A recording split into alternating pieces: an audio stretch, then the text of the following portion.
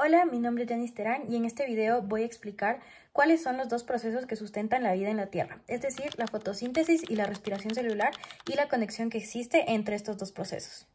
En primer lugar, me gustaría aclarar cómo es que funciona la relación entre estos dos procesos. La fotosíntesis es la encargada de producir glucosa y el oxígeno necesarios para la respiración celular, y a su vez la respiración celular produce el dióxido de carbono y el agua que son necesarios para la fotosíntesis. Empecemos por la fotosíntesis. La fotosíntesis ocurre en los cloroplastos y tiene dos procesos esenciales, la fase luminosa y el ciclo de Calvin. La fotosíntesis como tal es el proceso mediante el cual los organismos autótrofos, es decir, los que pueden producir su propia comida, van a convertir energía lumínica en energía química. La planta toma el dióxido de carbono de la atmósfera y el agua absorbida por sus raíces para formar glucosa y liberar oxígeno. Iniciamos por las reacciones luminosas, que todo el proceso ocurre en el espacio tilacoidal. La fase luminosa se caracteriza por los fotosistemas. Los fotosistemas son un conjunto de pigmentos y proteínas que capturan esta energía del sol para excitar electrones. Primero empezamos con el fotosistema 2. El fotosistema 2 captura la luz produciendo oxígeno, protones y electrones por fotólisis, es decir, cuando la molécula de agua se rompe liberando oxígeno, protones y electrones. Esta energía lo que va a hacer es bombear protones hacia adentro del tilacoide, creando un gradiente que impulsa la síntesis de ATP, añadiendo el ADP, un fosfato para que se forme el ADP cuando se pasa por la ATP sintasa. Estos electrones van moviéndose por el transporte o el gradiente de electrones hacia el fotosistema 1. Una vez que llegan al fotosistema 1 ya no tienen tanta energía como antes. Entonces son excitados nuevamente por el ingreso de la luz solar y pasan hacia otra cadena de transporte que va a reducir el NADP en NADPH. Ahora, tenemos todos los productos que generó la fase luminosa, el NADPH y el ATP, que van a ir hacia el ciclo de Calvin. El ciclo de Calvin ocurre en el estroma y su principal función es fijar el oxígeno, el CO2 atmosférico y formar glucosa utilizando los productos del anterior proceso, el ATP y el NADPH, y contiene tres fases principales. La primera es la fijación del carbono, en la cual el CO2, las tres moléculas de CO2 se unen a tres moléculas de RVPD, con la ayuda de la enzima Rubisco, formando 3-PGA. Estos 3-PGA se van a mover hacia el segundo paso, que es la reducción. En la reducción, este 3-PGA se transforma en 6 moléculas de G3P, utilizando ATP y NADPH.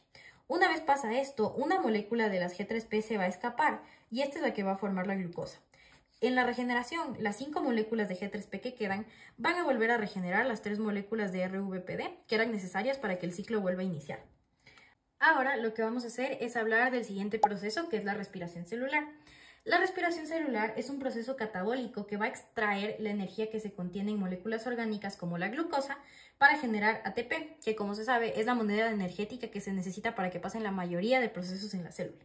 Este proceso ocurre en 3 etapas, pero ocurre en la mitocondria.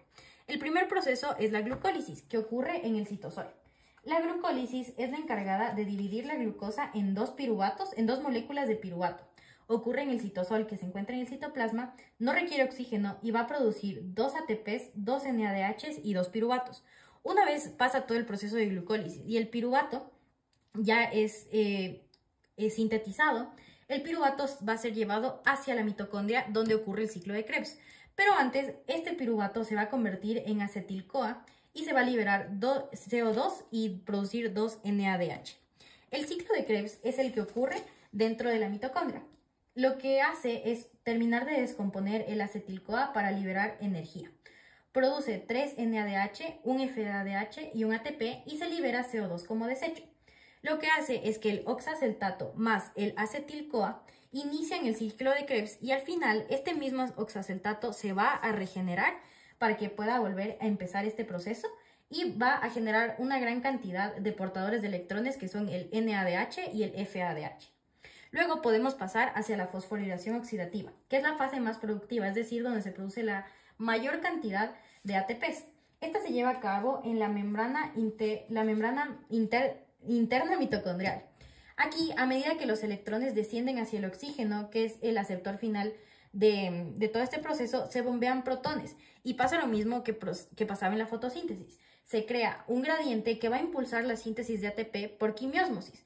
La quimiosmosis se refiere al proceso en el que la ATP sintasa, que es una enzima, utiliza el gradiente de protones para producir ADP, añadiéndole un ADP más un fosfato, produciendo ATP, y como podemos ver, aquí está la molécula del ATP sintasa, y el producto final de todo este proceso es el ATP, el agua y el dióxido de carbono.